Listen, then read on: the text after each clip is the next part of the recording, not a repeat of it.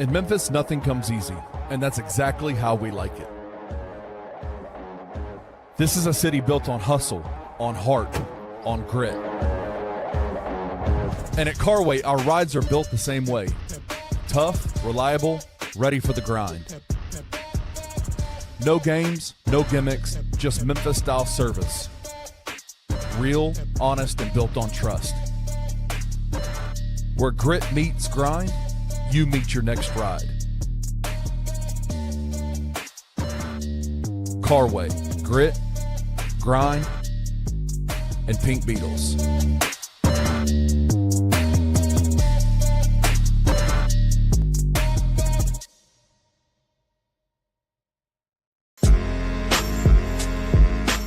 In Memphis, we know a thing or two about resilience. From the grindhouse to the Delta, we protect what's ours. But when pests invade your home, it's time to fight back.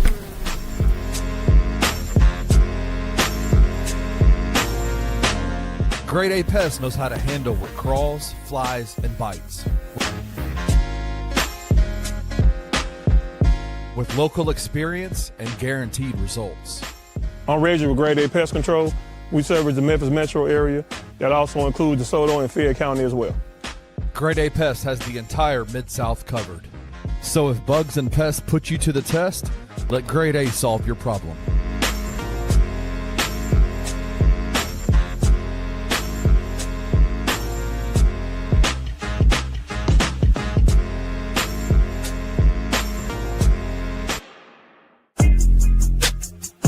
Bluff City Media presents the Two Buck Sports Show with your hosts, Rusty Buckets and Uncle Buck. Now, let's get to the show.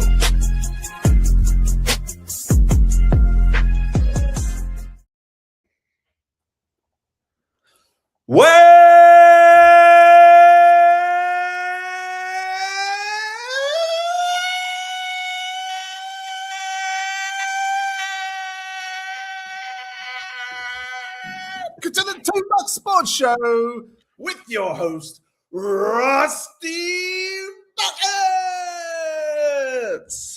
Got my guy Wayno. That is not the big show. That is one Wayno. Wayno Paints on Instagram, hanging out with me from down under. How's it going down there? Are y'all as cold down there as we are? I don't think so, right? It's so hot. It's so hot. We try not to complain too much in the in the group chat, but it's so hot, bro. Listen, man, it's like the polar, pun intended, opposite of where we are, right? Like an opposite side of the globe, opposite side of the weather spectrum. I woke up this morning, it was 6 degrees Fahrenheit in Memphis, Tennessee, and I know y'all can't relate down there on the Golden Coast, but I'm glad that you are doing well and warm, at least. You're not freezing like we are, and appreciate you hopping in today for Uncle Buck, as he is unfortunately without power and might be for a while. He can't even go out and Power Ranger because they don't have their main power source from TBA. So thoughts and prayers to Uncle Buck, his family, my family in Mississippi, and everybody that's down there. Hopefully y'all are staying warm, finding some wood and heat sources and whatnot. But again, Wayno, thanks for hopping in with me today, buddy. No worries. Happy Australia Day too for all the Aussies out there watching. Yeah. It was kind of yesterday, so it's kind of early morning, so it's kind of over, but still, hey, all the Aussies out there. What do y'all do on Australia Day? Do y'all throw shrimps on the Barbie like you sent in the group chat? Like what's the celebration protocol? You know, usually it's just like hang out in the heat, go to the beach, fry some sangers on the Barbie. I didn't really do much this year with the boys. Normally just usually light picnic down the beach or go watch something, play some 2-Up or something like that. But what did I do? I did very Aussie stuff today without even realizing it. I took the dog out in the morning. I got home. I mowed the lawn. I went and bought some sausages for lunch. Like, I had Vegemite and toast in the morning. Like, so it's just another day, really. I mean, Edward called it. Shout out Vegemite. You know, basically, like, those of you who don't know what Vegemite is what they eat on toast. It's what we pave our streets with here in America. It's just basically tar. So if anyone doesn't know kind of the history of Vegemite, I believe it was like when they make beer, the leftover yeast, it comes out like this blackish kind of tar. So they didn't know really what to do with it it's actually quite good for you as well, and kind of tastes like it's just salty, like it's really salty. Yeah, so I suppose how typical that one of Australia's best spreads is a byproduct of beer. So yeah, it feels on brand. I've had Vegemite one time. I had a patient in Myrtle Beach bring us some and some Tim Tams. I can get behind Tim Tams. Look, keep all the Vegemite. Again, like all these videos you see online of like Americans eating like Vegemite, they're getting set up so hard. No one eats very few people would get like a massive, you don't eat like ice cream, you don't eat like Nutella. You got to think savory and spread lightly. Yeah, and that's it. I put a little bit on a little cracker, was not a fan, but when I come to Australia, I'll let you church it up and show me how it's actually supposed to Let me prepare. Yeah. Gourmet Vegemite. Yeah. Shout out Maggie out there. More trees exploded with that welcome. Absolutely right. We got exploding trees here in America, and it still pales in comparison to Australia, where everything wants to kill you. But we have a Monday tradition around here where we talk about the best thing that happened to us over the weekend and our biggest beef of the weekend. So we've wasted enough time. Let's waste a little more.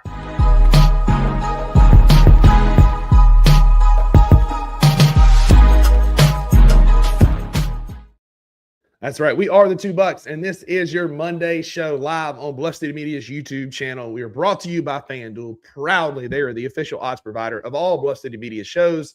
And we got some FanDuel content coming up for y'all here in just a little bit. But right now is where we take time and we catch up. Drew and I have been best friends for over a decade, and this is where we kind of catch up on life. And so, Wayno, it's where you and I are going to catch up on life. A lot of things going on in both of our worlds, so it'll be good to catch up. And this segment is brought to you, as always, by Donald's Italian Beef, 519 Constitution Drive in Iuka, Mississippi. The best sack lunch on your way to Pickwick Lake. Make sure y'all stop in there, tell Jim and the gang the Two Bucks sent you, and they'll fix you up just right. So, Wayno, we start with the good always. So what is the best thing that's happened to you over the last few days?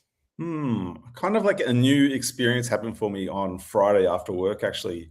It was one of those arvos where, like, if anyone who knows me, they know I love dogs. They know I love my dog, And so I got home from work, and it was one of those hours where I was like, I didn't really feel like training, but my tempo with my dog is always fair but firm all the time. So I was like, you know what, fair, I can go out for a half hour, come back, do some training. And I was like, my mindset was always just do some light training and go. And it's the sundown's been like really, really late. He talking 8:30. So it's been great getting home from work and still having sunlight. It's like, woo. Sure. So I took the dog out and we go down to this boat shed, and it's like a big restaurant and club and whatnot as well. But it's really good for desensitizing dogs to other dogs and traffic and stuff like that. But I did do something I've never done. I was literally on my last sort of session with my dog, and this couple walked past and they were really excited and saw the dog and was like, "Oh, is that a pointer?" And I was like, "Yeah, that's a pointer." And got to chatting and I was like, "All right, well, look, we're finished, so you can pat him now," or whatever. I have never not checked in with home or anything for hours on end. We were talking for literally hours, and I made the joke that, look, we've been here talking for so long, no one's even called me to check to see if I'm all right, only to realize later on that my phone was actually on silent, and for my wife and my youngest son to drive past with the window down and my wife go, "See, he's fine. He's just there." I was like, oh, 9 missed calls, 6 messages, and I was so embarrassed. Sure. It's kind of a best in beef all rolled into one. That's hilarious. I was like, oh my God. Really super nice couple. I can't remember the names because I'm terrible with names. Forgive my head, not my heart, but yeah, we had a great time talking about dogs. So yeah. That's awesome, man. It's always fun when you meet folks like that. Yeah. For me, it's just the chance to slow down. Those who know me, I have 3 jobs. I got Bluff City Media. I got a little hospital job, and then my real estate career that's budding. I've got a lot of stuff going on. And so I worked Saturday morning, but this snow forced me just to kind of slow down and do something I don't normally do. And that's just rot on the couch. And so for the last all day yesterday, half a day on Saturday after I got off at the hospital, I just watched sports. I read my book. I hung out with Shelby. yesterday I read a ton of my book and then watched both the AFC and NFC championship games yesterday. Both were good football games. Cooked some good meals, chicken burrito last night. I made some pasta for lunch. Like just took some time, soup and sandwich yesterday, pasta for dinner the night before. Just like took some time to slow down and just be. And it was really nice to it's just kind of nice to recharge a little bit because I am a high energy person and I just go until I go to bed and then I just crash and then I get up and get after it again. And so it was nice just to kind of slow down. Now it was good to get back out and go to the gym today and kind of get back into my routine a little bit more, but it was kind of nice just to rot on the couch for a day and a half. The Teo of Rusty. I like it. Yeah, that's it. That's exactly right. So what comes up must go down. What is, other than, your wife and son putting out an APB for you, what is the worst thing that's happened to you? Oops. Yeah. I find it hard to pinpoint anything this week that's gone like really terribly wrong or anything like that. It's obviously like, I'm in my 40-ish now till I hit my 50-ish. So everything kind of annoys me. Like all the little inconveniences through the week, like bug the hell out of me. And like, they're my gripes. So without boring with that, I'll just say that obviously I'm coming to Memphis in March, like early to mid-March, and super excited. Can't wait, man. Like I am so pumped and whatnot. But the thing is, I did like a lot of traveling when I was younger, playing ball, like all around, like most of Australia and whatnot. I met my wife and went on a plane for the first time, and we went through Europe and stuff like that. And we travel like pretty regularly, but this is going to be my first trip solo, and I'm absolutely shitting my pants about flying solo because I've always had the safety net of like my wife is much like you, I reckon, like super high organizer, always organized, just on it. And me, I'm like pretty laid back. So the thought of like the stress that I'm putting myself through leading up to this, like I'm going to be a mess come the actual flight. Like, so yeah, I mean, that's my beef. Like I am so stressed and flying solo. You're on mute, bro. You're on mute. Thank you. Yeah, I was coughing a minute ago. As a type A person, I appreciate your wife, and like I'm very organized. I got to know when things are and got to have things put together. So I can understand for a person who's not that way that flying can be intimidating. For me, I've never had to worry about it because I'm always like, I know when I got to be there, got to be at my gates. I always go make sure my gate is there, all the things. So, it'll also, is it your first time to come to Memphis too? It's my first time in Memphis, but I've been to the States a few times now. Right. Yeah. I thought that was the case. I thought this was going to be your first time to Memphis. So super stoked to show you around. Maggie and I were talking about that the other night. We're going to catch a couple Grizzlies games, including the one on my birthday. Knicks play in town. So a little surprise teaser there for you. We'll also get you in for the Spurs game on the 25th. So we got some Grizz games. We got some good eats. Like we're going to show you what Memphis can truly be like. I can't wait. I'm really pumped. But yeah. Yeah. Look, I'm gonna be a mess getting off that plane. Like I'm gonna be like sweating and like changing shirt. And... yeah. We got you. Don't worry, man. We got you. But for me, biggest beef is just, I've talked about my family this morning on the daily grind, so I'm gonna switch it up a little bit. Like Memphis people can't drive to begin with. And then to be doing 55, 60 miles an hour on the snow, and they had to have been, because I've gotten passed by a couple of SUVs these last couple of days. I'm in a four-wheel drive truck. I drive a big truck. It's in four-wheel drive. I'm doing about 18, 20 miles an hour trying to be safe, only for a Lexus to pass me in the middle where all the snow is piled up like I'm sitting still. Like he had to have been doing 50 miles an hour. And then, lo and behold, what happens at the next intersection, Wayno? But he spins out trying to make a turn. And it's like, what goes around comes around. You know what I mean? Like, just like slow down. Yeah. Like you ain't got to be anywhere in that big of a hurry, especially when the roads are unsafe like they are right now. I drove to the gym this morning. They're a little better because everything's frozen solid. So if you just go slow, take your time, you're fine. You're not going to, not really going to have any issues. But like Memphis drivers, slow down a little bit. We don't get this often. I know you think this is the Daytona 500 out there at all times. And it's not. Like, it's not worth spinning out like this chap did, ended up in a ditch, those type things. Just slow down and you'll be fine. You will make it where you're going. So just slow down, please. You're going to get there. That's it, man. That's it. But around here, folks just don't realize that, and they try and hustle through it. But we appreciate y'all letting us do our buffoonery that we always do. Now, as we were been called out before for not talking about the Grizzlies, it is time to talk about the Grizzlies as we kind of recap the weekend that kind of was and get you ready for tonight's game.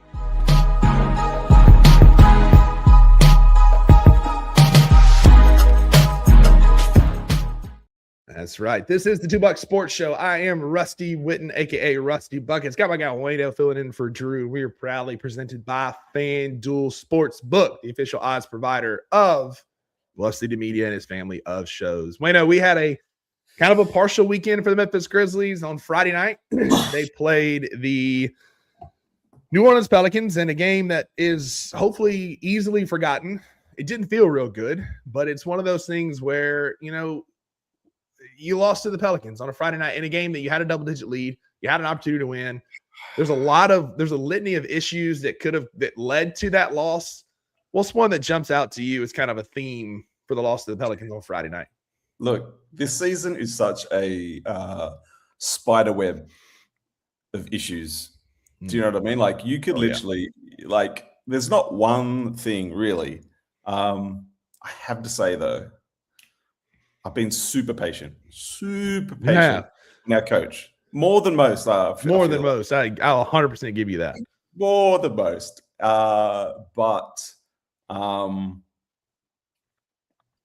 Yeah, I don't know, man. I feel like I like a lot of things he does well. I'll start like this. I like a lot of things he does well. I like that at the start of the season, we really wanted our players being held accountable. Mm-hmm. And they have definitely done that, like both him and the GM. So I do appreciate that. I appreciate that he gets the most out of his bench, even if that is by default because everyone is injured. But I've got to say that for me, the direction of this team and where we're really headed is going to be dictated by the trade deadline. I really can't get on board in tanking. And I'm not saying that's what's happening right now.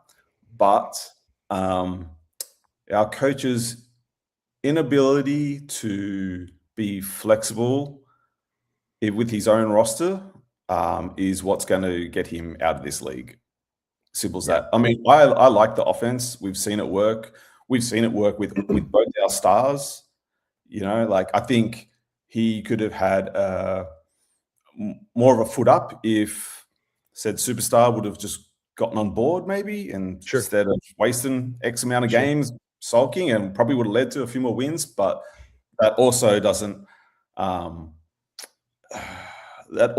take away from the underlying fact that I agree with everyone. Everyone has a point, whether they want to keep him or they want him gone. I get everyone's point of view, but I've got to say, like, his ultimate like boot from the league will be because he can't.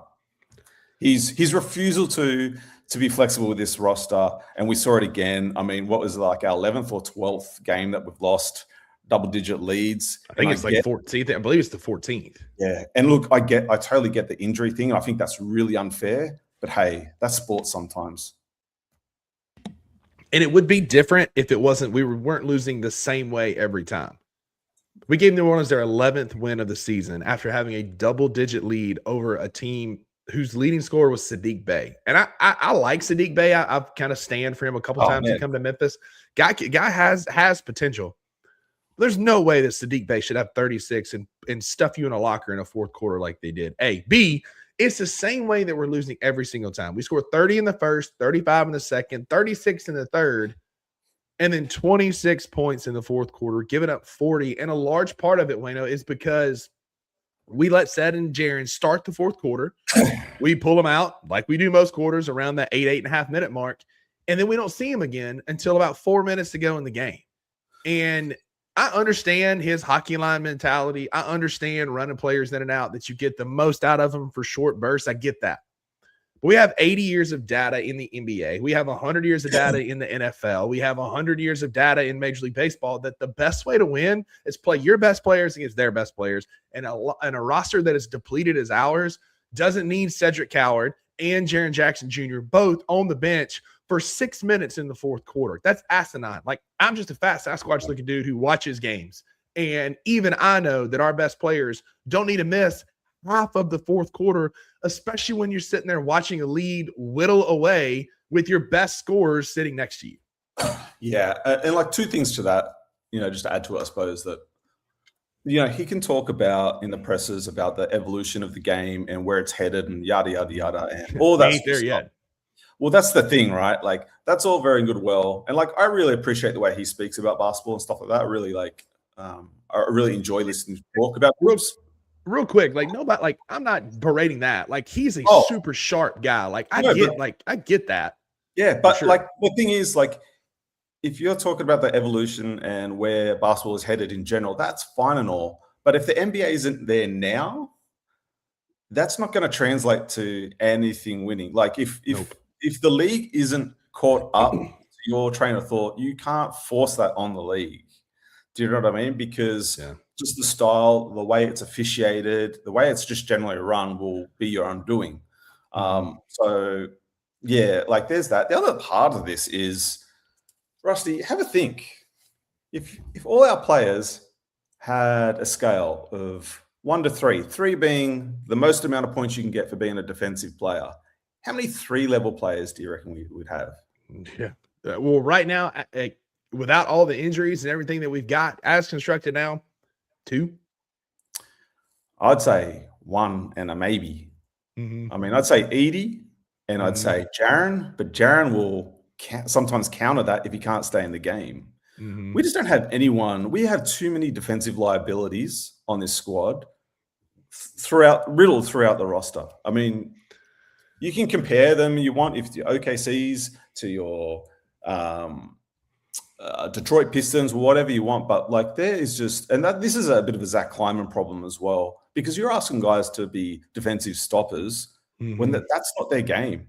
And that's like, I suppose, one of the biggest things, like when I say like, the trade deadline's really going to final, like where we're headed, like how serious are we about this season? Do you know what I mean? Because it's up to Zach Kleiman to bring in those defensive guys.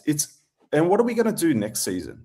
Let's say this season is a total wash. What happens next season? It's on him also to bring in those safety nets for when we have guys like Edie. If we're relying, and you hate to say it, but Uncle Buck's theory on Edie's standing pretty firm, right? Like, it's a really good point and like real interesting. Like, we all want the best for the Grizz, but man, if Edie can't stay healthy and he's the defensive linchpin of this unit, if he's out, like what then?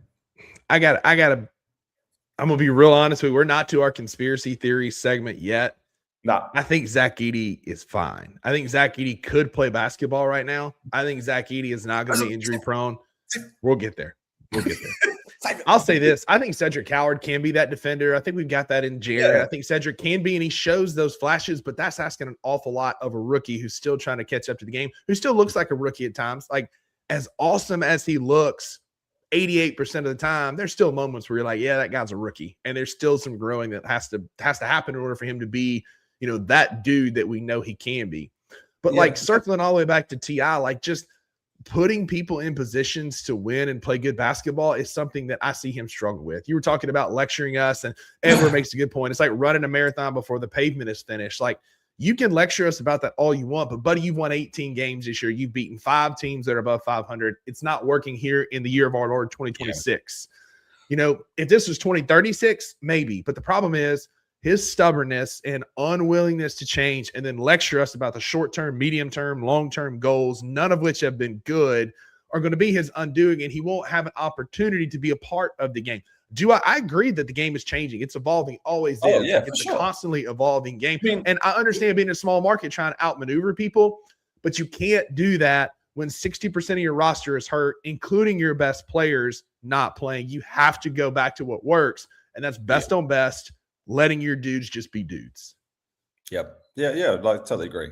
And then, like, I was thinking about it the other day, like, we would have to go on like to even get back in this thing, really like a good 8-2 somewhere, and I just don't, especially as as our Kiwi friend Cohen here says, surely there are 43 games. He's got to realize the minute system is not working in the NBA, especially when you blow 14-point double-digit leads. That's the thing. Like his consistency is, kudos for you for sticking to your guns. Having a structure, all that stuff. Yeah, but you've blown 14 double-digit leads this year. 14. That's a pattern, and that's a concerning pattern to me. Having a system, though, should never override winning. Mm-hmm. Yeah. Do you know what I mean? Like you can have your system and you can have your things set in place, and that's fine for when stuff's gone well. But when it's not, and there's an opportunity to go outside of that system and seal wins and put them in the piggy bank, that should never be overridden. It's like trying to lose weight.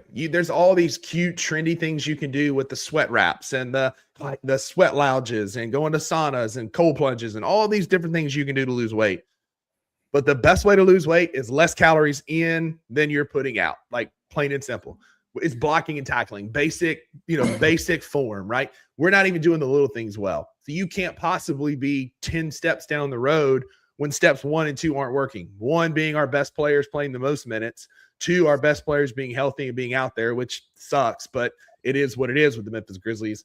We're not doing steps 1 and 2 well. Why are we trying to work on steps 9 and 10 where we change the entire NBA from Memphis, Tennessee, and we've only won 18 games? Only 5 of those, 1 last year, 4 this year, are over a team with a winning record.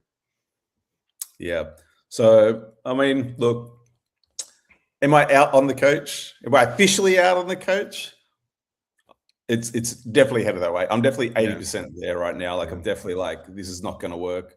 But I am, I suppose, a romantic at heart. Like, so I am holding out to the trade deadline to see how serious they really are about this season.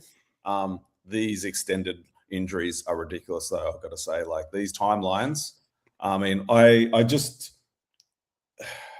without, again, touching too much on conspiracy, we just saw Devin Booker have a really, really nasty ankle roll the other day. And I was like, oh, shit, his season's gone.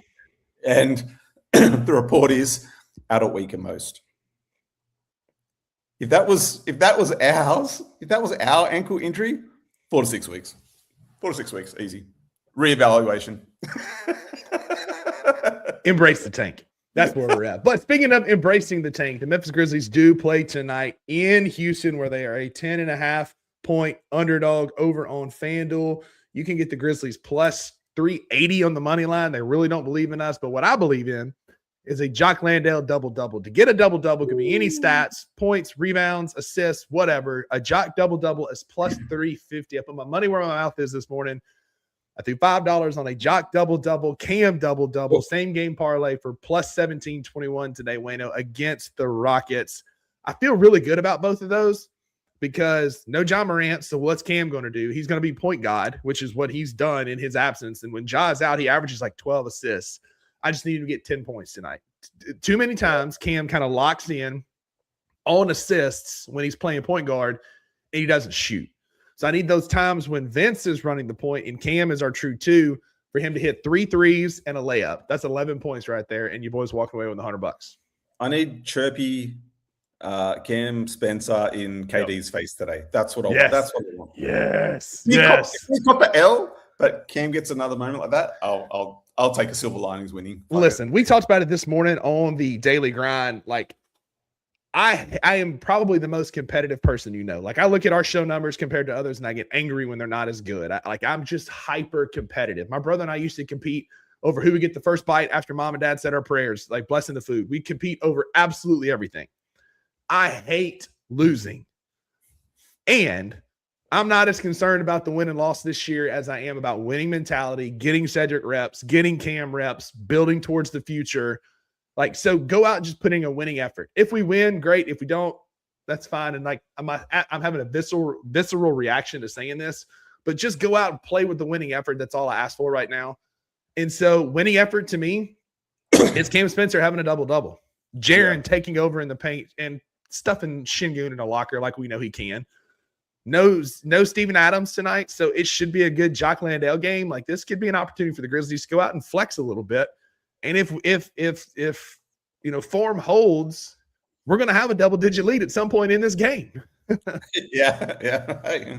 Till the fourth. Until the fourth. But can you hang on to it? The time will tell, I guess. And so also, excuse me, over on FanDuel, Buck's best bet of the day. I've got a couple here that we're looking at on a same game parlay with a 25% profit boost on NBA games tonight. You can get over Jock Landale over 19.5 points and rebounds. Cedric over 19.5 points and rebounds. Both of those are very attainable. And then Cam over 19.5 points and assists. So if you believe in that Jock Landale and Cam double-double as much as I do, go make this bet plus 614 on the odds with a 25% profit boost on NBA games tonight. Bueno, I like this bet. And you know what this bet tells me? If we do this, there's a good chance that we're in it in the fourth quarter. And then Tumas is going to pull all three of these guys out, and we're going to run on the ground. The Rockets are going to win. God damn. Am I wrong? Am I wrong? Hey, just before we bounce to the next segment, just a thought that kind of just popped in my head. And, going back to the analogy of the spider web and all the issues and stuff like that. And the one thing that I really realized this season is that our culture is kind of crap. Yeah.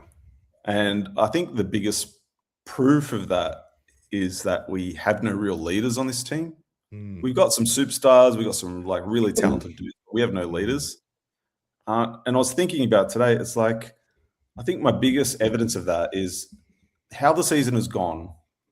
And all I suppose the behind the scenes, the encore scenes that we've seen. Why haven't we had a single players only meeting, bro? Why has no one, I don't know if KCP, first year here feels like maybe it's not his place and he's not he's not the head of the snake here, but why has not a single one, not Jaren or Jar, pulled them aside and gone, hey, we need a player zone. We need to talk this out. We need to not one. Do you remember the last players only meeting that we knew about for the Memphis Grizzlies? No, remind me. Steven Adams called a players only meeting at the beginning of a road trip. And we went from San Antonio to Denver. And on that flight to Denver, after said players only meeting is when Ja Morant got caught with the gun. Yeah. Maybe players only meetings don't work in Memphis. Maybe, but just the taking that initiative, being that leader and leading by example, recognizing the moment, recognizing where I see it. Care factor. Let's go with care factor off the bat. None of that. That's bad. Why I like Ja's my guy again. I'm not going to rehash how much I am in on Ja Morant, but I'm kind of over having a global sensation superstar on my team if this is what it means. Give me a team full of Cedric Cowards. Give me a team full of just hoopers, guys that just show up. They build Legos. They watch anime. I don't care, whatever, but they just hoop. And they just play good basketball. They're addicted to the game. They go out night in and night out. They clock in, they clock out, and they just hoop. I'm just over all the drama and antics that come with a global superstar. Give me some hoopers, man. Just give me hoopers. Yeah. I mean, you can't be back for 2 games, then out 10. I realize injuries happen, but just what are we doing? Yeah. Well, speaking of that, we're going to deep dive on that after this commercial break. We are going to debut a new segment after the break where we're going to deep dive on some thoughts that we have on some of the unexplained, weird, does it exist, does it not theories around the Memphis Grizzlies. Stick around after this commercial break. We'll chop it up some more.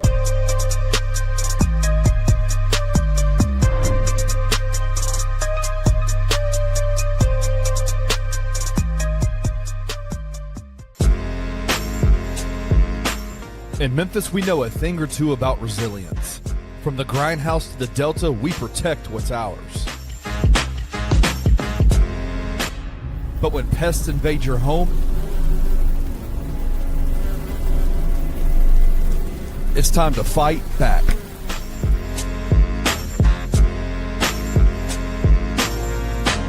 Grade A Pest knows how to handle what crawls, flies, and bites. With local experience and guaranteed results. I'm Reggie with Grade A Pest Control. We service the Memphis metro area. That also includes DeSoto and Fayette County as well. Grade A Pest has the entire Mid-South covered. So if bugs and pests put you to the test, let Grade A solve your problem.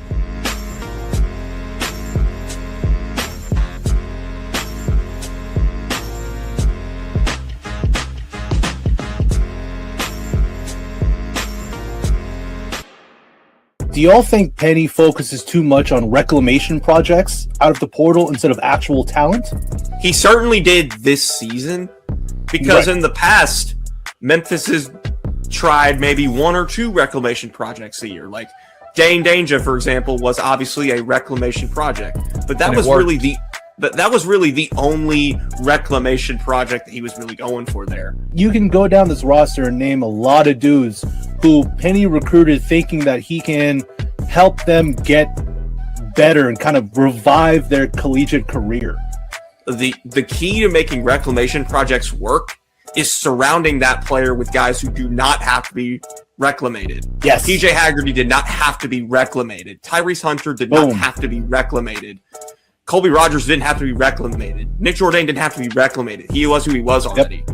If you surround reclamation projects with guys who don't have to be reclamated, it gives you a much better, chance of success with that reclamation project. Tune in to Tigers Live with Francis Carlotta, live after every Memphis Tiger basketball game on the Bluff City Media YouTube channel.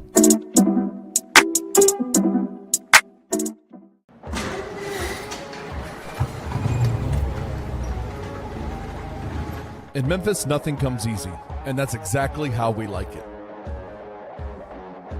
This is a city built on hustle, on heart, on grit. And at Carway, our rides are built the same way. Tough, reliable, ready for the grind. No games, no gimmicks, just Memphis-style service. Real, honest, and built on trust. Where grit meets grind, you meet your next ride. Carway, grit, grind, and Pink Beetles.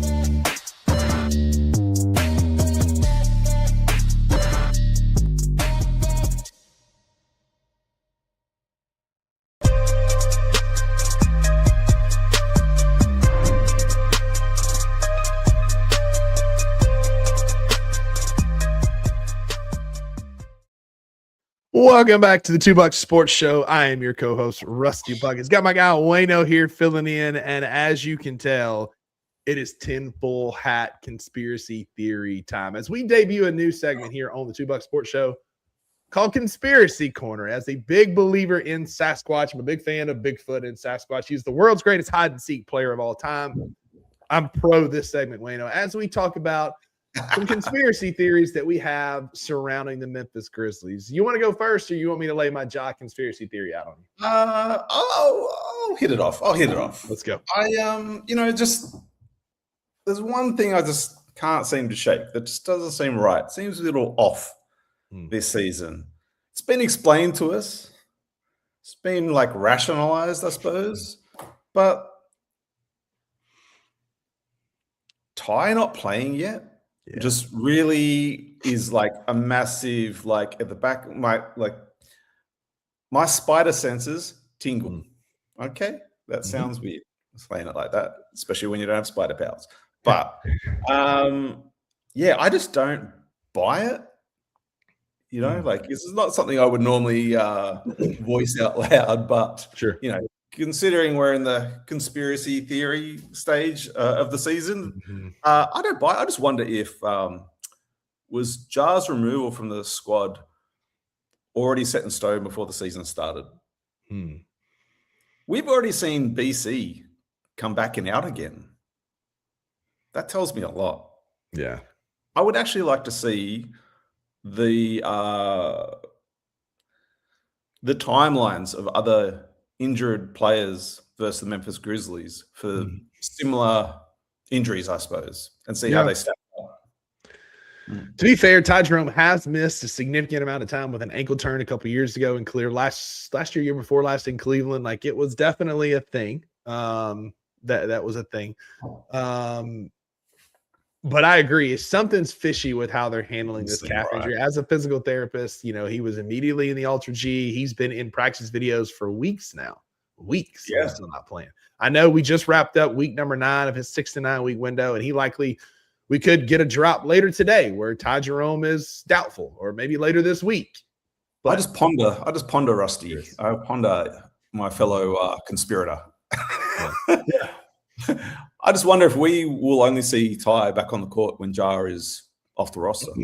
Well, buckle up for my conspiracy theory next. That might be a while. Shout out to Cohen here. I do agree. If we were 6 games, top 6 seed, we were above 500, we were fighting for like a top 4 seed in the playoffs, I do think both Ty Jerome and Zach Edey would be back playing on this roster and playing games. I do believe that wholeheartedly. Yeah. But that kind of ties directly into my conspiracy theory. My conspiracy theory is that Ja did actually hurt his elbow. That's a real thing. You can go back and watch it happen in real time. But they purposely set the return for after the trade deadline because they plan to keep him on the roster, but move him at the draft. Walk with me here. Zach Kleiman has been known to make some swings or be involved at some swings at the trade deadline, but never really follows through on it because he doesn't get the deal that he's looking for.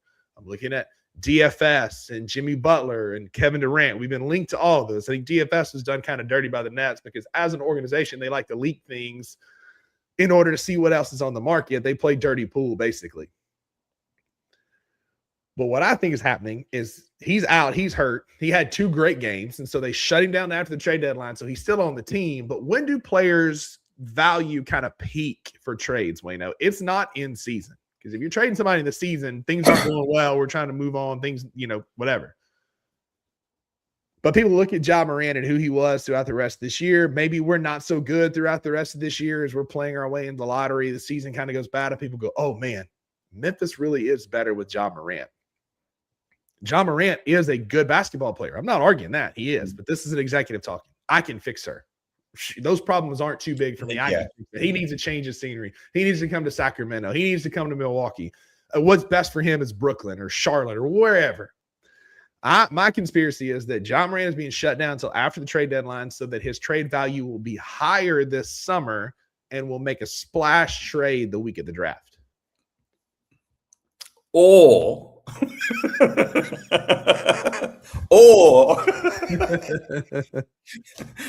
it gets wild when you're doubling up on conspiracy theories. Yeah. Look, we got the hats. Let's escalate. Yeah, let's go with it. The top. Or they're just holding him out. They know the injury's not that serious. They're holding him out so he doesn't get injured. We've seen that throughout the years. Players end up on an injured list right before a trade's been made. Mm-hmm. So I actually would just wonder, with the amount of injuries we have, I actually wonder how many players on those injury lists are actually just being held out. Maybe they were previously injured. Zach Edey's not playing for draft position and draft position only. Because if Zach Edey was playing right now, we'd be awesome. We would be awesome. It's been proven. We saw, we're awesome when Zach Edey plays. Contrary to what my sawed-off co-host says on the show, Zach Edey's awesome and makes our team better. And so it's the same thing with Ja. That's parlays to my second Ja Morant conspiracy theory is that Ja Morant's done for the year. There's going to be that Ja Morant is done for the rest of the season. Grizz PR notification is going to hit like Mjolnir hitting Thor's hand, man. It's just going to be, it's coming because they'll shut him down. He is injury prone. What if he has another season-ending hip injury or foot injury or really bad shoulder injury again? And then that tanks his trade value for the summer as well. My other conspiracy theory about Ja Morant is he has played his last game as a Memphis Grizzly. They're shutting him down to keep him healthy and keep his trade value up so he's not heading into the offseason hurt again. That might be a serious case of turf toe around the corner for him. Listen, man, if you have a sprain of your UCL and you're a baseball pitcher, you're done. You have Tommy John, you're out for a year. Yeah. If you sprain your UCL and you're Ja Morant, you're going to have elbow inflammation for the rest of the year and you're done. Ja Morant has played his last game with the Memphis Grizzlies, and we're getting him set up to trade out this summer. It feels like politics over injury a bit for me for this season, especially this back half. I don't know what the turning point was either. I can't sort of pinpoint it because I felt like after that Boston slam, we really turned it around. I like the way the boys stood up and got back to business. I can't help maybe think it was the Edie injury that they were like, well, maybe that's the straw. Yeah, I don't know. I think that Edie was the reason that we were playing really well when he came back after that. And I think that they're shutting him down so that we can position ourselves best for the lottery. As Cohen asked here, what do you think the trade would look like at the draft regarding Ja? I don't think we're going to get a top 4 pick from Ja Morant, but I think we could get a top 15, top 20 pick. And if you're picking somewhere between 7 and 18 in this draft, obviously if you get a top 4 pick, there are 4 really, really good players that are going to go make some serious splashes with whatever team they go to. Darian Peterson, AJ DeBansta, Cam Booker, Boozer, and Caleb Wilson are going to make some teams very happy. But that 7 to 18 window, there are a lot of really, really good role players, big point guards. I'm talking about Darius Acuff. There's a lot of this Fleming kid who's shooting up draft boards. There's a lot of dudes that could be available in this window. And if the Grizzlies can have their pick, which we thought that the Phoenix pick and the Magic pick were going to be worse than ours, live update, it's not. Or, better than ours. Live update, it's not. But if we can have the Grizzlies pick, say we get lucky and we get like the 7th or 8th pick is our pick, then we can move Ja Morant for like a top 15 pick. So you get 2 picks in the top 20. I think that could happen. I think we just talked briefly about the evolution of basketball and the NBA and the way it's headed, and I think we're already starting to see the slips through the cracks. Like you can look at, you can look at the trade from Atlanta to Washington. I feel like which was an in-season trade. That was an in-season trade. I get that, but we also teams. We just Go ahead. Sorry. Oh, no, it was just like, the money factor is becoming even more prominent now for NBA teams. And if you aren't getting that team over the line, like I thought we were definitely ahead of the curve at the start of the year. We had, climb and go, make all those moves and move off from Bain. And like he got the max he could for Bain. We're not getting another Bain deal. That's evident. I don't think for Ja Morant, I don't think we get a trade deal either, though. But the truth lies somewhere in the middle. But the landscape is changing. The way NBA teams look at their players and their value is changing also. So I'm not too sure. My other thing is I'm not saying we don't need to be in the draft. So don't hear what I'm not saying. But potential is a dangerous word. I just don't like banking as a personal rule. I don't like banking on draft picks. I think our situation is we got a really good GM who knows how to draft well, has few misses, I'll say that. But as a Grizzlies fan and as a cautionary tale to other Grizzlies fans, I would just say don't bank on this year's draft, as deep as it is, for those players to save your franchise. Potential is a dangerous word. And okay, we stick with Ja, we draft 2 new kids. And I'm sure, if we're in the top 15, we're going to get some impact players, but they're not saving the season. We have a bad culture, a bad team culture. I hear you. And I raise you 2 things. All right, hit me. You mentioned the Desmond Bain trade. Going into the offseason last year, nobody was going to give us 5 picks for Desmond Bain. And we got 5 picks for Desmond Bain, which was a bad contract. We overpaid. Orlando said, this is what we need. And he's been what he was here. He's been okay. In the summer, if somebody's going to overpay, I hear you, nobody should give us that kind of haul for Ja Morant. And we're not going to get 5 first-round picks. But there's a world, teams overpay in the summer. They get bored. They get too much time on their hands. They get in their head. They start thinking about, Ja Morant might be what we need. Ja Morant's athleticism, explosiveness can fix this team. We might get an unprotected this year and next. Maybe we get a top 20 this year and an unprotected or a protected next. That could really, really happen because, again, going into the offseason last year, we never thought we'd get 5 first-round picks for Desmond Bain. Sure. Then I raised you Oklahoma City, who is a juggernaut. And how did they build their team? They traded for SGA and Hartenstein, but they drafted Chet, they drafted J-Dub, they drafted Kason Wallace, AJ Mitchell, all these guys that have been contributors for them. They drafted those, and they picked up SGA, Hartenstein, and Caruso in trades. But so SGA is the difference there. Do you know what I mean? They traded for that young talent. Maybe that's the case, but like we've also seen guys like De'Aaron Fox came in. He was drafted by Sacramento and had Sacramento on the verge of the playoffs before he then got fallen out with Mike Brown, the organization, and left. Like, I'm not saying it's like a guarantee. Sure. But drafted players can come in and make an immediate impact. We saw Zach Edey do it. We've seen Cedric Howard do it for us to a smaller scale. Yeah. But I hear what you're saying. That's why I'm team don't trade Jaren. Like, if we can keep Jaren as a vet, like, we should be fine. Again, with Jaren, like we spoke before, I just feel like what's the rush? Unless you get a blow me out of the water Jaren, you're not moving him. Mm-hmm. So there's no real rush to move Jaren right now. Again, though, the differences, though, I hear what you're saying. I 100% hear what you're saying. Mm-hmm. But it's like, it's more, I suppose my comment is more a tale of caution, because the difference in those teams is, yes, you could argue that Golden State drafted their core, Green, Curry, and Clay. Mm-hmm. But as we see, like as those pieces get older, like Curry is the talent. Curry is the car keys to the vehicle. You know what I mean? Same with SGA, in OKC. Mm-hmm. Those teams fall apart without him, or at least become less dynamic.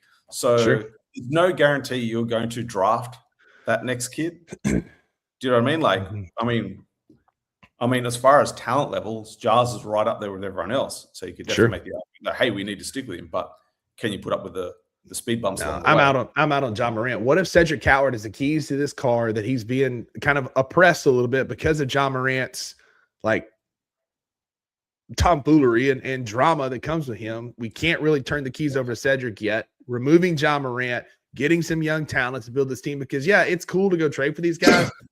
But Memphis is not a premier trade destination. Like, we're not. Yeah. Like, nobody is beating down the door of their agent's office saying, trade me to Memphis. So the best way to do it is to follow what the Pacers have done, what the Thunder are doing, what Golden State did. And that's where you draft those core pieces. We've hit on two really good staple cornerstone type pieces in Zach Edey and Cedric Howard.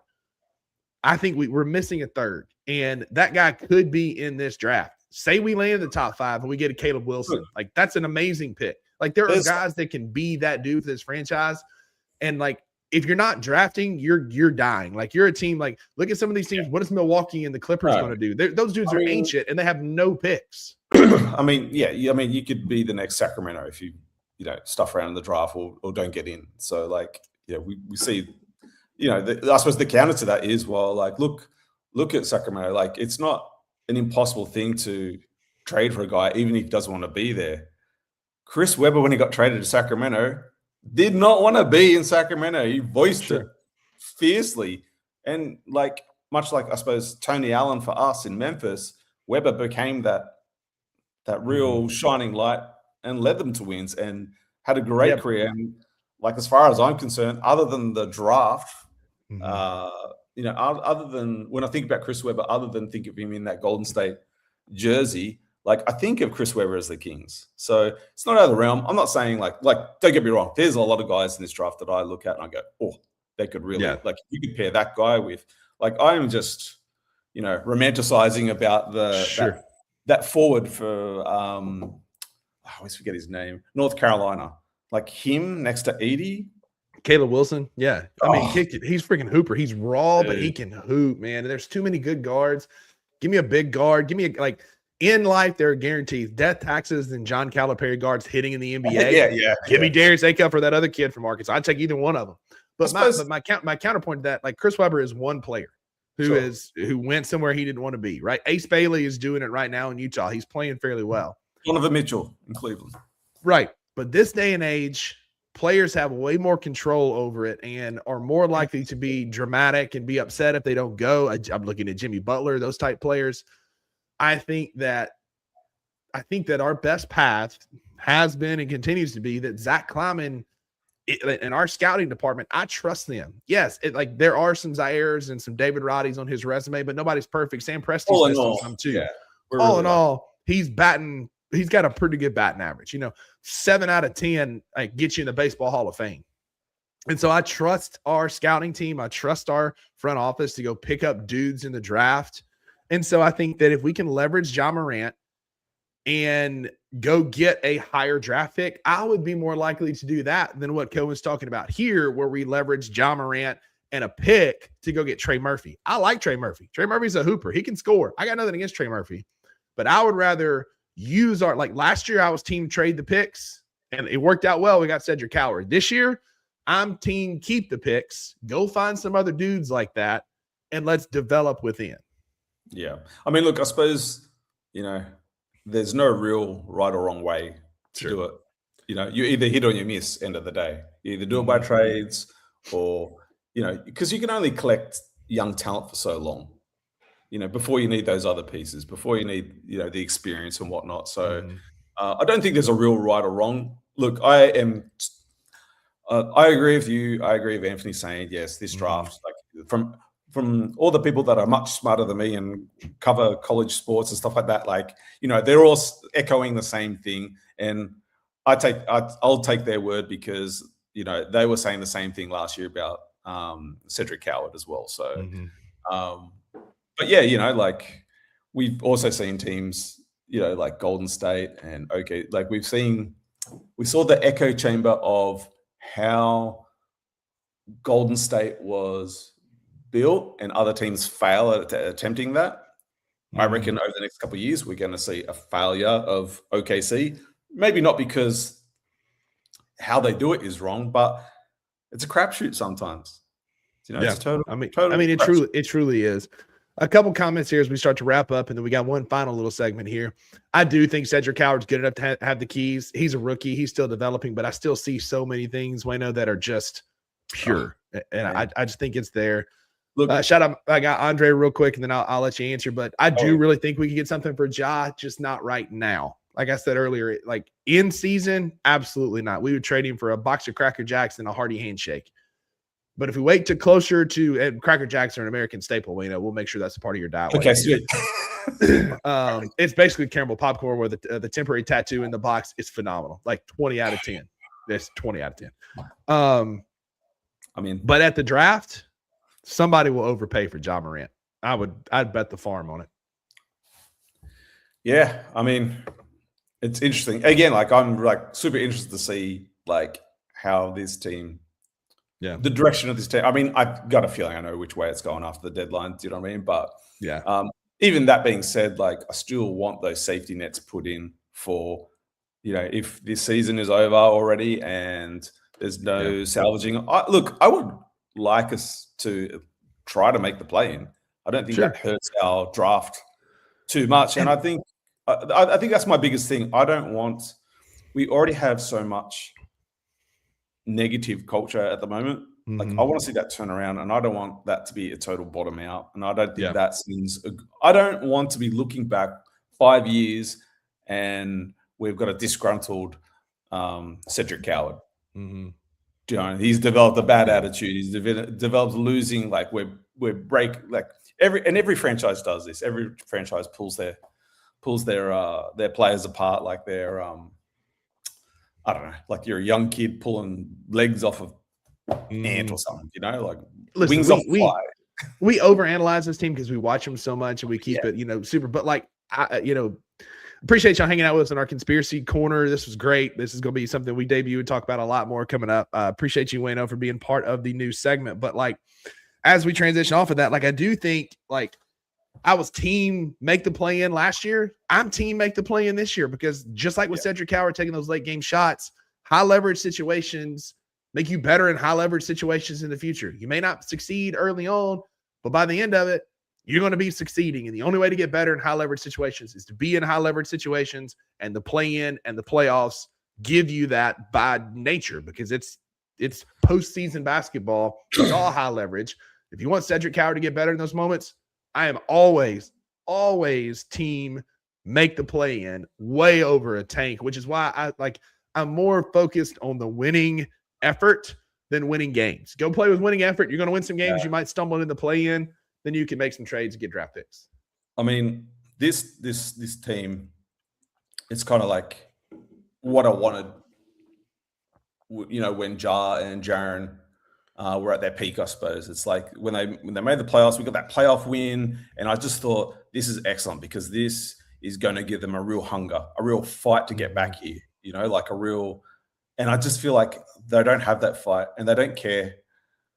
And that's my honest opinion. Like, I just feel like they are not doing everything they can to get us to the playoffs right now. Well, over the past couple of years, and you can put that down to a lot of things.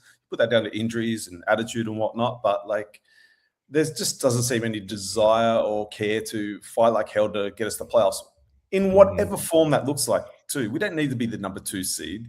Yeah. Like, your season starts from 0 once you make the playoffs or even the play-in.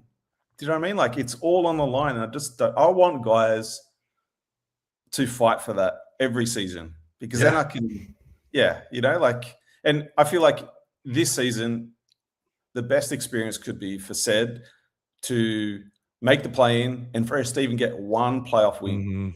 I would bank that on Sed, and I would say, like, go and get your Sed rookie cards now, guys. Like, get the signed ones while they're cheap.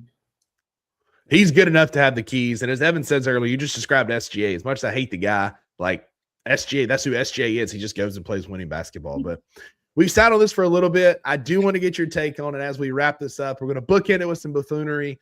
Uncle Buck and I had a heated argument about Stranger Things on this show right after the finale, and you've been chomping at the bit to talk about it. So, Wayno, I want to know, speaking of conspiracy theories, what are your thoughts on the Stranger Things finale? All right. So I was a bit late in finishing the show. Look, a lot of stuff got spoiled just because I tuned into the show and whatnot, and I was like, and then, it's pretty early in the morning, so I just can't be asked turning it off. We need to address the elephant in the room with Stranger Things and Lucas's eyebrows. Did he or did he not steal them from Santi? That's what I want to know. That's my biggest hot take. Okay, he's a grown ass man playing a kid, is what it was. yeah, and that's the thing. I can excuse the age thing. I think they had a lot of things working against them, like with COVID and whatnot, that delayed that. So at face value, like, I'm kind of like, I can excuse that. I understand. Sure. And I'm glad everyone came back. That would have been worse having like everyone come back older and then some weird substitute. That would have sucked. I think one of my biggest questions for you guys, because I think this is the maybe the issue too. I feel like, are you an action adventure guy or you're a sci-fi fantasy guy? Because I think that is maybe the key to liking or not liking the ending. I'm a horror guy. Like, it's my favorite genre. I'm like David Owen. Shout out David here. He took the words out of my mouth. I'm a horror guy. And season 4 was pure horror. I took Vecna 1 of 1 in our horror villain draft for a reason. And they went away from horror. Yes, it went more sci-fi, but like, Vecna was super weak in the finale and in the whole final season. The Mind Flayer going from a scary cloud to a spider was terrible. They went so far away from the horror genre that they were trying to be more into the sci-fi, and it lost a bit of oomph, in my opinion. I did like their kind of pick your own adventure ending. Like, I did kind of like that. And I like all the conspiracy theories online. So I'll give them that. The end fight scene, I suppose, what you really want me to talk about. If you could call it that, it was the end. Scuffle scene. It was a scuffle scene. Yeah, I mean, the biggest question, I know it's been brought up online, but like, when they broke into the giant spider, I mean, I was okay with the giant spider. I'll just say that. I thought it probably had a bit more threat. But I thought once they jumped in there, like, that place should have been riddled with demigorgons. Yeah, that's it. It's like they completely forgot about them. Yeah, like, sometimes too in like movies like this, like season 1, season 2, the threat is the demigorgon, and there's that real like dynamic. I don't know if they did a good enough job in. It happens with a lot of like superhero movies and stuff like that. It's like when the first antagonist becomes the pawn piece, their deaths are quite easy, quite subtle, later on down the road. Mhm. And I just felt like as they got on, the Demogorgons got easier to kill when they were so hard to kill in season 1, season 2. I didn't have a massive problem with the end fight scene, other than it wasn't. I mean, I like the fact that he got decapitated with the axe. I thought that was cool. I thought there could have been maybe a bit more back and forth with 11.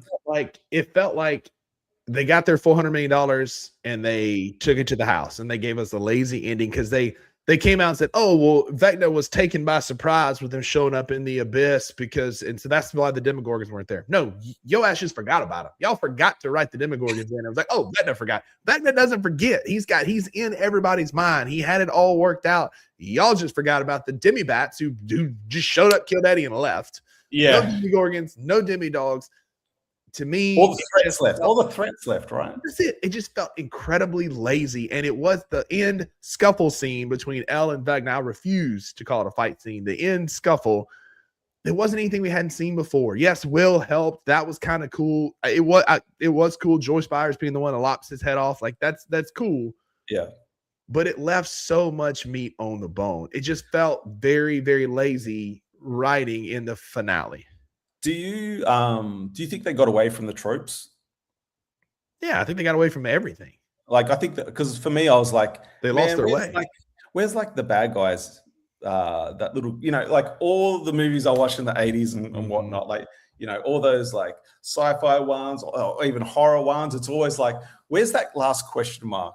Do you know where it's like Vecna's eye opens up or something like that, right? And then the scene closes. It was like, they should have done that. A missed opportunity there for sure. I was like, or Will in the bar when he's meeting the guy in college, he just do this all of a sudden and then it ends. There could have been so many cool things. There could have been so many cool things that did it, man. But it just felt very this was the best way I've heard it described.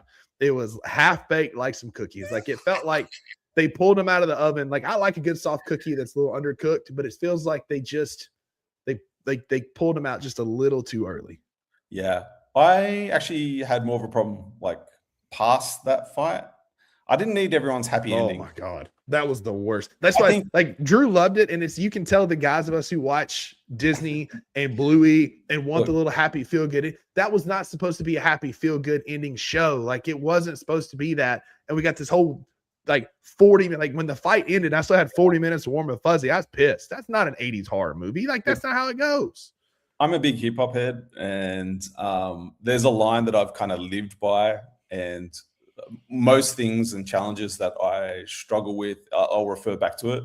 And for all you hip hop heads out there, you probably already know this line, but Jizz's line from the Wu-Tang Clan is keep it short, son, half long, twice strong. And that was my thing. Forever. I was just like, man, cut. I didn't even really like the graduation, but I could probably keep that. But I would have just cut from that. If I had to keep the graduation, I would have cut from that straight to the D&D ending. Mm-hmm. I like the end take, and that also gives you the happy ending, but just the unnecessary. Yeah. The three of them sitting on the rooftop talking, and no one's meeting back up again monthly. Awful. No one. I do that with my closest friends. Awful. I love Drew Gann to death, and I see him every 3 months. He's my best friend on this planet, and I see him every 3 months. I don't know. Yeah. It just felt lazy and kind of half done. Unlike the $2 Sports Show that is here live Monday through Friday at 11 a.m. Central with my guy Wayno today, filling in for Drew. I appreciate you being here, buddy. Thank you so much, man. It was a great show. That Conspiracy Corner conversation was awesome. And as is that Tomas? I've been meaning to ask about that. That's amazing. That's amazing painting. Absolutely. I need that. That's amazing. Bring that with you when you come. I need that.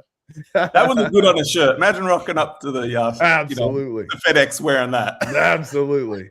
Absolutely. I appreciate that, man. Appreciate you being here. Appreciate the comments. Y'all drove the show today. It was a lot of fun. As Edward said, we got to clip some of our hoops talk with our tinfoil hats on because that is kind of hilarious that we were doing that. David, Edward, Cohen, Andre, everybody's in the comments. Me, Wayno, all of us. It was King Meats, Ninja DJ, everybody, the usual suspects. Thanks for being here. Hit that thumbs up on your way out the door. Appreciate y'all hanging with us. We will be back tomorrow live at 11 a.m. Central on Bluff City Media's YouTube channel. In the meantime, tune in to Anthony Sane at 1 o'clock. Y'all go be a friend to somebody who needs a friend, and we'll see y'all tomorrow. Thank you for listening to the $2 Sports Show. If you enjoyed this episode, leave a rating and a review wherever you download your podcasts. Also, like and subscribe to Bluff City Media's YouTube page. We'll see you back here next time.